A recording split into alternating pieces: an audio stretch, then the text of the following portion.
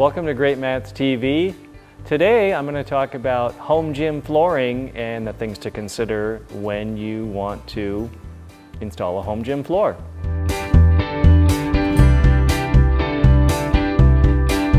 Always to consider when you're looking at flooring is who's going to do the installation. I would say probably 95% of our customers are going to install the flooring themselves.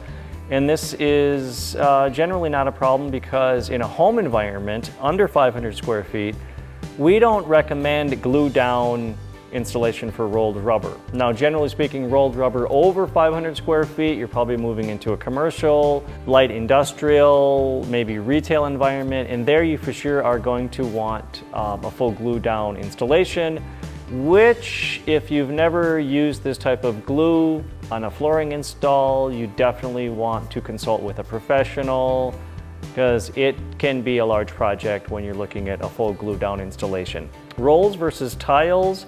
Generally speaking, tiles are easier to handle. They're a little bit more money.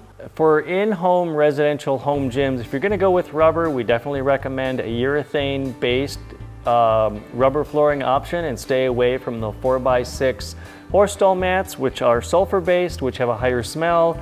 In some cases, the smell will eventually dissipate, but it could very well take 6 months. And if you're inside in a colder climate and the house is closed up for the season and you have circulation throughout the house, you could have rubber smell kind of going everywhere, and that could be problematic. So generally speaking, we recommend people staying with the urethane-based rubber flooring option when installing home gyms. Urethane-based rubber flooring options are going to be either rolled rubber or interlocking rubber tiles in a 2x2 or a 3x3 foot size that are specifically cut from a urethane core or a block.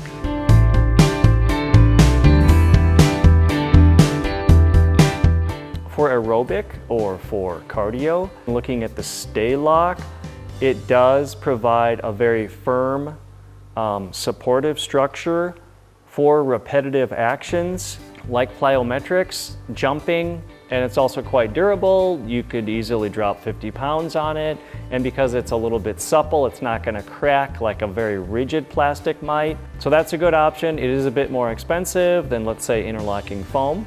Another really great option for speed training is the plyometric rubber flooring.